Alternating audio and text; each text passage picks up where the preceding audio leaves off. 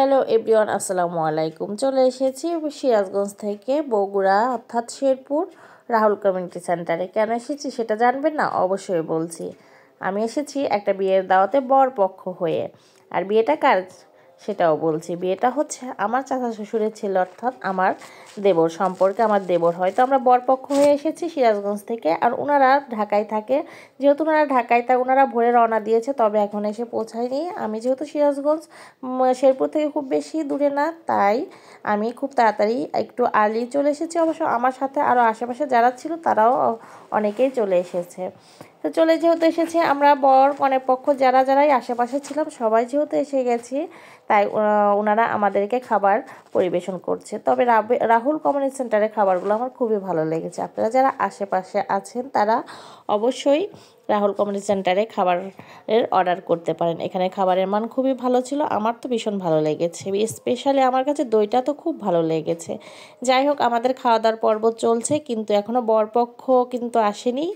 আমাদের কনে নিজের এলাকা হলেও কনেও কিন্তু এখনও এসে পৌঁছায়নি, সে কিন্তু এখনও পার্লারেই আছে। তো খাওয়া দাওয়া হতে হতে দেখি আসে কি না।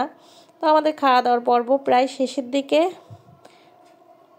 খাওয়া দাওয়া যেহেতু চলছে অনেকেরই, তো সেই ফাঁকে আমি একটু ঘোরাঘুরি, একটু ছোট করে একটু ভিডিও করে নিচ্ছি। দেখেন আশেপাশ থেকে এখনও কিন্তু আসা শুরু হয়ে গেছে। এখনও কিন্তু লোকজন আসার উপরেই আছে, কিন্তু বর কনে কেউই আসেনি।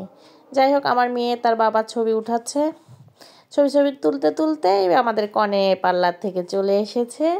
তো কনে তো ভীষণ খুশি, যেহেতু তার নিজের এলাকায় কনে এসে গেছে, যেহেতু এখন তো বরকে আসতেই হবে। যাই হোক, বরেরাও খুবই কাছাকাছি চলে এসেছে। আর একটু পরে বরের গাড়ি এসে যাবে।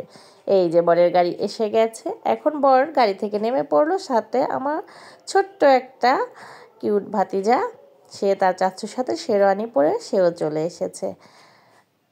তো বরের গেটে ঢোকার আগে যেসব ফর্মালিটি চলে, এই মিষ্টি ফল খাওয়ানো আর কি, শরবত যেগুলো খাওয়ানো, সেই সবই চলছে, সেগুলো হচ্ছে। তো এখনও কিন্তু বরকে ভিতরে যাওয়ার অনুমতি দেওয়া হয়নি। ফাইনালি কখন যে দিবে, এই যে ফাইনালি এখন হয়তো বরকে যাওয়ার অনুমতি দেওয়া হয়েছে। বর এখন ধীরে ধীরে যাচ্ছে। বরের পিছন আমিও যাচ্ছি, আর একটু করে ভিডিও করার চেষ্টা করছি।